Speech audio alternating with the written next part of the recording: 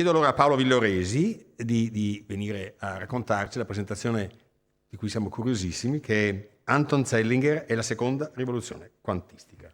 A te la parola, Paolo. Che bella faccia che ha.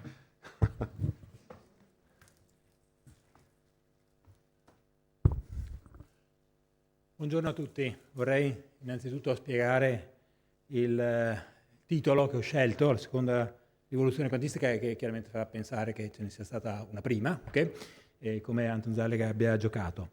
Allora, la prima è stata conosciuta, io come tanti altri, nelle aule dell'università, sostanzialmente quando, dopo una solida base di analisi matematica, di meccanica razionale, insomma di positivismo, per spiegare il microcosmo abbiamo dovuto mettere da parte diverse cose e diciamo, guardare a dei principi diversi. Okay? I principali iniziatori, qui ho anche questo, sono stati Einstein e Bohr, che hanno introdotto gli elementi chiave su quanti di energia al modello dell'atomo. Molti scienziati hanno poi sostanzialmente contribuito a formare una teoria assai completa e di grande bellezza e rigore matematico e di enorme portata. Diciamo, infatti, come studenti le nostre strade sono divise tra chi ha seguito sostanzialmente lo studio degli atomi, molti colori, la struttura delle molecole, la struttura dello stato solido nei cristalli, okay, le loro proprietà termiche, elettriche, la radioattività. Altri hanno contribuito alla straordinaria scoperta del mondo subatomico e delle teorie di campo quantistico.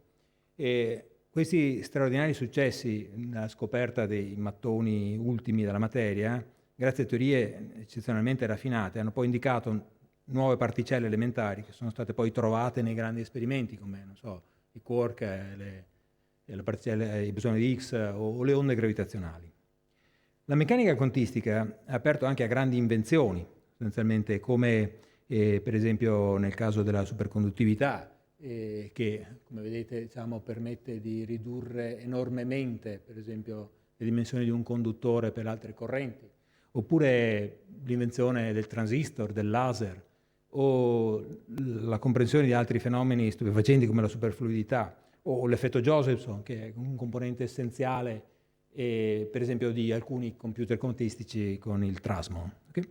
La seconda rivoluzione quantistica è venuta quando si è iniziati a ragionare sul significato delle proprietà degli stati quantistici e delle loro correlazioni in termini di informazioni. La sua origine è divisa in due fasi: la fase dei dubbi e delle discussioni filosofiche tra diciamo, circa il 1935 e il 64, e poi la fase della verifica e dell'implementazione dei principi generali e la messa a punto delle tecniche di base fino al primo decennio di questo secolo, e dopodiché è iniziata una fase anche tecnologica, oltre naturalmente alla parte di ricerca di base, e che diciamo, è in fase tuttora di crescita in tutto il pianeta. Anton Zeilinger, che assieme all'Anna Spee, John Clauser, ha vinto il premio Nobel lo scorso anno, proprio per aver contribuito alla verifica delle basi teoriche, è anche la persona che forse più di altri ha contribuito anche a comprendere i legami tra le basi, tra i fondamenti e i protocolli che permettono poi di applicarle e di metterle in pratica, prima come dimostrazioni sperimentali e poi ipotizzando un suo sviluppo. Inoltre è un piacere parlare di Anton Zeilinger perché parte del suo brillante cammino passa anche per Padova e per Matera. Vorrei a questo punto descrivere brevemente perché ritengo interessante l'ambito dell'informazione quantistica, perché io stesso diciamo, ci lavoro in primo luogo. Diciamo che come per l'avvento della teoria quantistica della prima, diciamo, e così come quando evidenze sperimentali sono risultate in disaccordo con le teorie dominanti, come per esempio nel caso del moto degli astri e il modello tolemaico, l'avvio è dovuto a una serie di problemi. E un'importante caratteristica nella descrizione di un sistema che i fisici oggi chiamano classico, forse ispirati alla musica, sta in come una particella o un oggetto solido esteso si possa determinare, di questo oggetto si possono determinare in modo univoco tutte le sue proprietà. In altre parole, posso descrivere con precisione la sua posizione, la sua velocità lineare, rotazione, la sua energia. Questo approccio è diciamo, alla base non solo della meccanica newtoniana in tutti i suoi risvolti, la statica, la dinamica, l'astronomia, estendendosi alla relatività generale, ma sta anche alla base della termodinamica e della meccanica dei fluidi. Nella teoria quantistica queste informazioni non sono invece disponibili direttamente, ma vengono ricavate dallo stato quantistico, che esprimiamo con la funzione d'onda. E questa rappresenta la nostra conoscenza del sistema, o per dire con le parole di Schrödinger, il catalogo della nostra conoscenza. Ciò in pratica che lista i possibili risultati di esperimenti che possiamo effettuare. Questo approccio chiaramente limita ciò che possiamo affermare sullo stato generale di un sistema e ancora di più quello che possiamo affermare sui costituenti del sistema, cioè come sono disposti, come sono, diciamo, in che stato sono i mattoni, diciamo, del sistema in generale. Quindi un aspetto cruciale che tra l'altro non è lecito attribuire alla particella o alle particelle questi valori fin tanto che non sia effettuata una misura. Fino a quel punto non si può parlare, diciamo, dei valori delle singole grandezze. Riguardo poi alle grandezze da misurare e in che momento scegliere di fare la misura, cioè quale misura, Niels Bohr, durante i suoi ripetuti botte e risposta con Einstein, mise in luce il fatto che si può cambiare anche all'ultimo momento il tipo di misura da fare. Per esempio una misura di posizione o di energia, e diciamo che cammino ha fatto la particella oppure con che velocità questa è avvenuta, no? E questo è stato portato, diciamo, come paradigma all'estremo appunto con la scelta ritardata di Wheeler, diciamo, questo paradigma. Bene, giusto per essere chiari, John Wheeler usava l'illustrazione che vedete, The Great Smoky Dragon, per descrivere l'evoluzione di un sistema quantistico e da quando entra in un sistema a sinistra, diciamo, vedete c'è la porta, e si propaga, interagisce e infine viene misurato a destra scegliendo uno dei possibili rivelatori nel momento della misura che addenta, diciamo, in basso a destra. Dobbiamo osservare che nella descrizione quantistica del microcosmo e anche di sistemi più grandi, laddove questo è possibile, l'interesse prevalente è sull'energia degli stati, le transizioni tra questi, le proprietà fisiche degli orbitali. E gli esempi più diretti sono come nel caso degli atomi, dove la conoscenza di particolari livelli di energia permette di identificare i costituenti chimici delle stelle lontane guardando al loro spettro. Infatti ciascun elemento ha le sue caratteristiche e tonalità di emissione, come nel caso che vedete qui di una lampada a cesio o per esempio, non so, il colore giallo delle lampade che vediamo in autostrada. In generale, tuttavia, questi studi non riguardano le misure parziali su questa funzione d'onda in punti diversi del sistema o l'analisi delle correlazioni. Einstein ancora una volta si è distinto e dopo aver dato alla luce la relatività generale nel 1917 si espresse dicendo che per il resto della mia vita voglio riflettere su ciò che è la luce.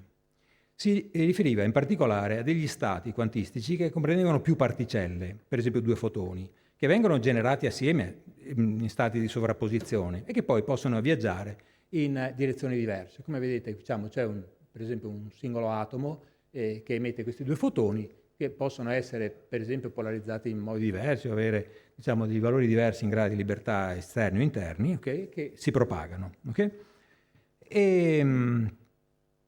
Allora, la sostanza però è che questi sono descritti da una singola funzione d'onda, visto che sono stati generati assieme, che rimane tale anche quando questi si propagano anche a grande distanza. Questi stati vengono chiamati entangled proprio per questi, spesso e volentieri c'è questo laccio che graficamente viene usato per rappresentare quando questi hanno questa condizione. E Einstein, diciamo, riferendosi a questi in particolare, criticava il fatto che diciamo, uno dei risultati della teoria quantistica era in contrasto con uno dei suoi pilastri, e cioè che in pratica ciò che succede in un determinato punto, diciamo, il fatto che io sposti questa bottiglia o che accenda un puntatore laser, okay, non possa dipendere sostanzialmente da ciò che succede molto distante da noi, in particolare non può essere influenzato se qualcosa succede a una distanza tale che la luce non può arrivare in tempo a portare quell'informazione, oppure avviene nel futuro dell'evento. Okay? E Einstein chiamava questa proprietà la località. Okay?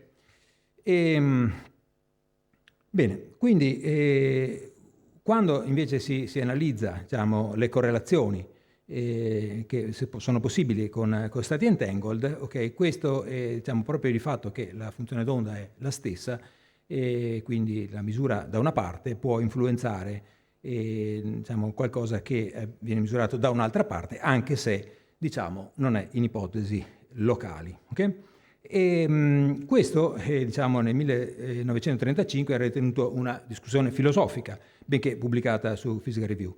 E fu proprio il dialogo tra Einstein e Bohr che permise di chiarire diciamo, questa questione e diciamo, Einstein arrivò ad affermare che la meccanica quantistica non è una teoria completa.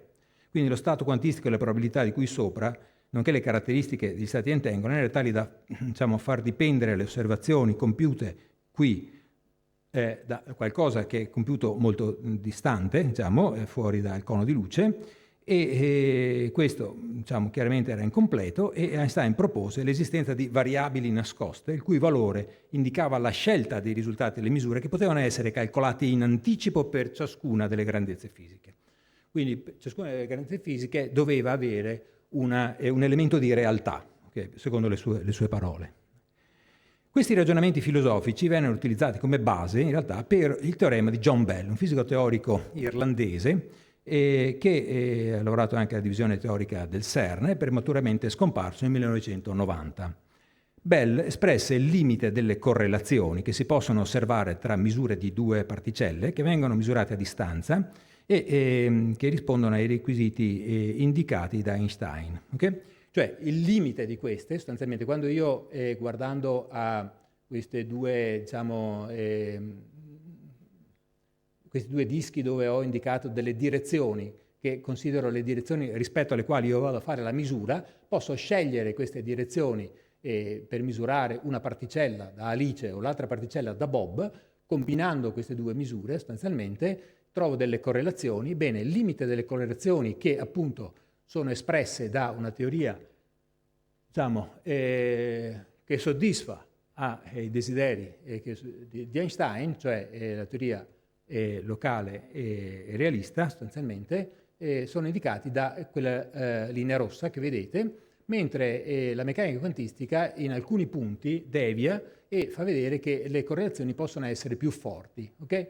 E nella sostanza John Bell sostanzialmente con il suo teorema andava ad affermare che guardando a queste regioni in cui la correlazione era più forte si poteva concludere che nessuna teoria fisica basata su variabili nascoste locali potrà riprodurre tutte le previsioni della meccanica quantistica. Con il teorema di Bell, dunque, si è passati da una discussione sulla completezza o meno della teoria a un teorema con delle disuguaglianze, i cui valori potevano essere misurati in laboratorio. Ciò ha fatto partire una vera e propria corsa, anche se limitata a pochi gruppi, allo scopo di dimostrare se la disuguaglianza di Bell poteva essere violata o meno. John Clauser porta avanti questo tipo di ricerca negli Stati Uniti e a lui si deve l'aver guidato un gruppo che ha anche espresso in modo più intuitivo le disuguaglianze di Bell, quell'espressione che è nota come CHSH e che vedete scritta dietro a John, okay, nella lavagna. Okay? E John qui con una lampadina ha scritto con la luce, diciamo, ha impressionato la pellicola la funzione d'onda psi, okay? E che è alla base effettivamente dello stato bipartito dei due fotoni entangled. Diciamo, quindi si è passati da qualcosa, diciamo, di filosofico a qualcosa che poteva essere misurato. Tuttavia fu Alain Aspect nel 1982 a raggiungere il primo risultato accettato dalla comunità internazionale e ha dimostrato che le misure sperimentali violano la disuguaglianza di Bell. Le conclusioni del loro lavoro sono state che la natura si manifesta con delle correlazioni che sono più forti di quelle che si possono dedurre da una teoria locale e realista. Qui vedete Alain Aspect fare il classico schema delle correlazioni. Qui lo vedete che se una di uno stato, diciamo un singoletto entangled, se uno diciamo, esce con non so, polarizzazione verticale, l'altro deve essere orizzontale e immagino che nella fotografia successiva mostrava l'altro caso, okay, scambiando il verticale con l'orizzontale. Okay? Questo fu il suo laboratorio, Orsay, scusate, e questo è il lavoro che per primo fu accettato dalla comunità internazionale. Su queste basi è sorta l'informazione quantistica. Questa consiste in una serie di protocolli che hanno l'obiettivo di affrontare i problemi della teoria dell'informazione utilizzando come fattori gli stati quantistici. Le proprietà di correlazione vengono sfruttate per calcolare, misurare e comunicare in modo sicuro. La teoria dell'informazione qui va intesa in senso matematico, secondo quanto sviluppato da Harry Nyquist o Ralph Hartley negli anni 20 e Claude Shannon soprattutto negli anni 40. L'informazione è sostanzialmente ciò che cerchiamo con una misura o con il calcolo, e meno aspettative ho prima di effettuarla, maggiore sarà la sorpresa. Ad esempio personale, per chi mi conosce, se domani sarà una bella mattinata, l'informazione che io faccio un giro in barca è molto molto poca. Invece se ho un dado onesto, un dado fair, lanciare un dado mi dà un bit di informazione, anche se su questo si possono, diciamo, andare a trovare i limiti della fisica classica. Un dado disonesto, un dado pesato, scusate, una moneta pesata, dà un po' meno di informazione perché ho già delle ipotesi su quello che può uscire dal lancio, ok? Mentre per esempio il lancio di un dado dà più informazione perché le uscite sono 6, per esempio, tanto per capirci. Bene, allora con questa, con questo concetto uno dice, cosa succede se andiamo a utilizzare gli stati quantistici per effettuare questi calcoli? Allora, Anton Zeilinger, che in quel periodo dell'esperimento di Aspect era all'MIT, che stava ancora lavorando al settore, che ha iniziato il suo supervisore di tesi Helmut Rausch sulla diffrazione di neutroni, e in particolare gli esperimenti di interferenza a singola particella, che si è evoluto, è anche un settore molto interessante, diciamo, che ora arriva fino a sistemi biologici che vengono osservati in sovrapposizione quantistica, e diciamo, iniziò a occuparsi di questa cosa e diciamo, a mettere le basi su come, diciamo, poterla dimostrare sperimentalmente. Ci sono vari protocolli che sfruttano direttamente queste correlazioni. Emblematico è la proposta di Arthur Eckert, che nel 1991 era dottorando a Oxford e che ha affrontato uno dei problemi fondamentali sostanzialmente della crittografia, che è lo scambio di chiavi, che serve non solo per cifrare messaggi ma anche per autenticare delle parti, verificare l'integrità dei messaggi, okay? E che appunto ha la necessità di una sequenza di chiavi casuali e che sia noto solo ai due interlocutori legittimamente coinvolti in una comunicazione. Okay? Allora, Eckert propose un metodo per scambiare le chiavi basate sul teorema di Bell e in particolare proprio sul fatto che in un sistema quantistico prima della misura non è presente un valore per le diverse grandezze. Okay? Cioè, le particelle in gioco, in pratica, non hanno un elemento di realtà fin tanto che queste non vengono misurate. L'elemento che Einstein cercava, in realtà, è che poi, col teorema di Bell e l'esperimento di Aspect si è rivelato, in pratica, non ci sono fin tanto che non si fa la misura. A quel punto, sostanzialmente, si elimina la possibilità per qualcuno che, diciamo, cioè se questa è una sequenza di fotoni entangled e questi vengono mandati ai due apparati di misura che sono tra Alice e Bob, sostanzialmente se uno cerca di inserirsi nella misura andando a capire cosa sta passando, sostanzialmente la correlazione, cioè diciamo, il valore delle grandezze fisiche ancora non è definito e quindi, diciamo, non c'è nulla da origliare. È solo nel momento in cui questi vengono misurati che si crea la chiave. Okay? E in questo modo Anton fece l'esperimento con i suoi ricercatori a Innsbruck e, diciamo, scelse proprio di mostrare come, diciamo, un'immagine, in questo caso la Venere di Willendorf, ritrovata in Austria e che risale circa 20.000 anni fa, l'immagine della Venere veniva combinata con la chiave che veniva ottenuta da Alice, cifrata, quindi per perdere completamente il suo significato, ma con Bob decifrata e riportata al suo aspetto. Anton ha spiegato che la scelta della Venere è stata suggerita da lui dopo la richiesta di cambiare le scelte iniziali che erano proposte dai suoi collaboratori, che trattandosi di una questione di crittografia avevano proposte tipo un carro armato o delle armi. Ha detto no, deve essere qualcosa di pacifico e di austriaco. Okay? La scelta arrivò alla Venere di Willendorf, che tuttora è l'unica donna nuda mai pubblicata sul Physical Review Letter.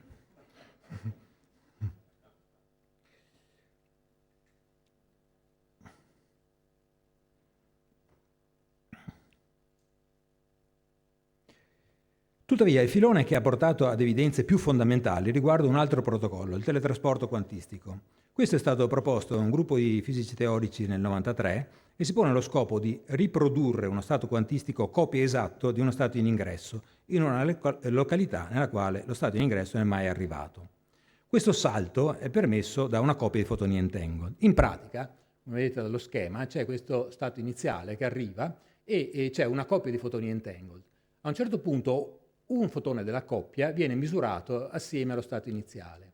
Per le proprietà dell'entanglement, per il fatto di condividere questa funzione d'onda iniziale, in pratica lo stato iniziale viene riprodotto nello stato dell'altro fotone o in modo esatto, in modo che si può recuperare facilmente con una semplice trasformazione determinata dall'esito della misura. Anton Zeilinger riuscì a superare i problemi nel realizzare questi che all'epoca non erano mai stati fatti, in parallelo tra l'altro a un gruppo romano guidato da Francesco De Martini. E le due pubblicazioni uscirono entrambe nel 1997 e dimostrarono qualcosa che, come capite, non ha un analogo classico. E come passo successivo, su suggerimento di Asher Perez, oltre al teletrasporto di qubit, Anton si occupò di teletrasportare l'entanglement stesso, cioè due particelle che sostanzialmente vengono, due coppie di particelle che vengono generate in posti diversi, sostanzialmente vengono combinate in modo tale che sostanzialmente se io ho questa situazione nella quale qui ho una coppia, qui ho un'altra coppia, faccio una misura da Alice e da Bob dello stato di un fotone, ok? E poi gli altri due fotoni li mando assieme in una terza stazione, chiamiamola di Victor, dove vengono fatte delle misure, però con la particolarità che tipo di misure fa Victor e quando decide che tipo di misure fa, avviene nel futuro delle misure che fanno Alice e Bob. Cioè, in altre parole, la situazione è che in pratica ci sono queste due misure che vengono fatte e registrate in maniera definitiva, ok? E dopo che queste sono registrate, Victor decide che fare degli altri due fotoni, cioè può fare una misura che in pratica scambia l'entanglement, okay? E quindi rende queste due particelle entangled tra loro oppure no. Okay?